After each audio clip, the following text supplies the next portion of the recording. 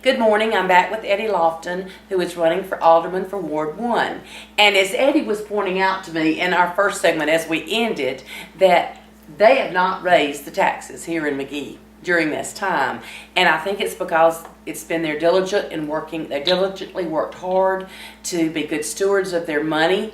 But there were some other questions that I really wanted to ask Eddie, and so I wouldn't let him go at the end. I just made him come back for the second part because we were talking about development of the city development.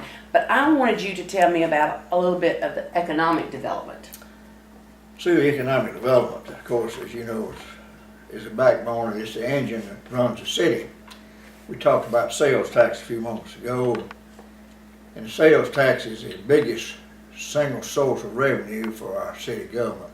Of course, others being land taxes and car tags and so forth, but sales tax is the number one revenue source. And of course, economic development is what supports that. And our economic development for the past 4 years has been, we've had medical towers at Tuscan Court. There's been a major expansion in the hospital in Magee, as well as Pioneer Health Services. They've expanded, built 2 buildings over on the industrial park, and they've are the 2 largest employers, and of course will have a great impact on the economic development for the city of Magee.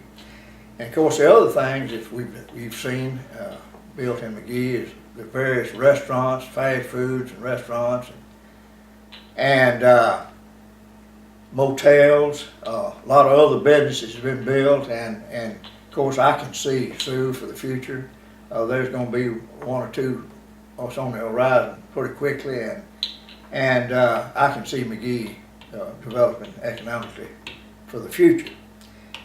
Of course, Magee has received several grants in the last 4 years that helped that economic development. Also, especially, we talked about at the airport. Right. Well, I think sometimes this is another place to make a plug for shop at home. Because I'm telling you, if you keep your dollars in Magee, they're going to come back to you. Absolutely. And people are so quickly to go to Jackson or Hattiesburg or whatever to shop, and then it comes back to shopping in Magee. Well, what support have you and the board given to the different departments of the city? How have you supported all our different departments? Well, see, I look at the city government in 3 different areas. First being public works. The board, I and the board have certainly supported our public works department in the city the last 4 years. We've provided a garbage truck, a bulldozer, a track hoe, on what we call a knuckle boom truck, which is more than a limb truck to haul limbs and debris. And we've also bought a new tractor for bush hogging purposes for the city, and of course we've tried to give the public works department the tools they need to do their job. And the second area of the city is the police department, which is the largest single budgeted department in the city. Their budget runs $1,260,000 a year. I had no idea. And it's huge, and a lot of their needs are great. And of course, we have tried to address that and have addressed it the last 4 years. The first thing that was requested was new bulletproof vests, and we saw that they had those, and also new tasers to help with their law enforcement. And in addition to the tasers, we've supplied them with new sidearms. All received a pistol sidearms, as well as new shotguns for all the police cars. I didn't have any idea. And so then there's been 2 new SUVs purchased in the last 4 years, along with a police car. All of these are very expensive items, but we found a way to support the police officers. I've made this statement in board meetings many times to the chief.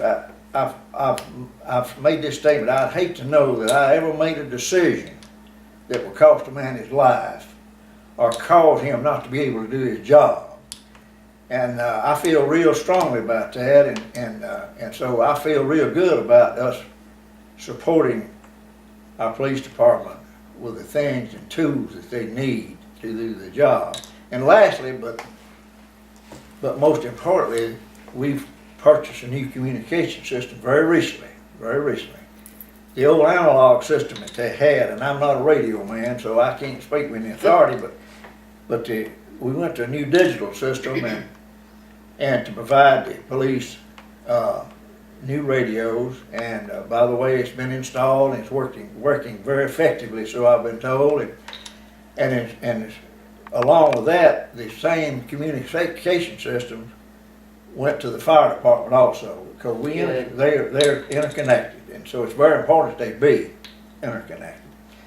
And continuing on with the fire department, we've supported them graciously too, because they fight our fires, and I might give the fire department a little compliment. They are one of the 2 volunteer fire departments in the state of Mississippi that has a Class 6 fire rating, which is outstanding. I don't think people know what that means to their Well, insurance. what that means to the insurance is big bucks, and so they need to pay a Class 10, and they'll know what Class 6 means. But anyway, the fire department, we've purchased other equipment for them to fight fire with, and along with this new ladder fire truck that we've purchased, because to maintain that Class 6 fire rating, when you get multi-storage buildings built in the city, such as the motels and Tuscan Court and Pioneer Health with 3 stories, you have to have a ladder fire truck, and we purchased that, and so the fire department has that. So I feel real good about our support to all our city departments, and we have not had to cut any services for the people in the city, and so that's good. So I feel good about where we are as far as our support to our different departments. Well, I've always felt like, even when I've sat in on the meetings, that there was no question that you were putting the fire, the police, all of those areas, and the street departments, in a general term, at the top, and trying to move with them. We always hear the term "get out the vote," but do you know anything about our vote in the last election? Yes, I know that our last election 4 years ago, in Ward 1, the turnout was a little over 50%. And in some of the other wards, it was a lot less than that. And I know that Pat Brown, the editor of our local paper, wrote an editorial about getting of the people not voting in the last municipal election. And I certainly agree with him that our turnout was a lot less than 50% citywide, and that's bad. And you know, voting is one of our basic rights that we still have, and it's very, very important. And people need to go to the polls and vote for their candidate in every ward. And if they don't go vote, then they don't have any room for complaints. And they're usually the ones complaining, the ones that don't go vote. But anyway, as you said earlier, I'm running for Alderman Ward 1, and our first primary is May the 7th. The polls open at 7 a.m. and close at 7 p.m. The place to go vote is at the Civic Center, right just across the street from the Baptist Church. I urge you to go to the polls and vote for Eddie Loftin for Ward 1 as your alderman. I certainly would appreciate it very much, and but to all the other wards and all the other voters, please go vote. It's your constitutional right, and please go vote. There you have it. Go vote. Vote for Eddie Loftin, Ward 1.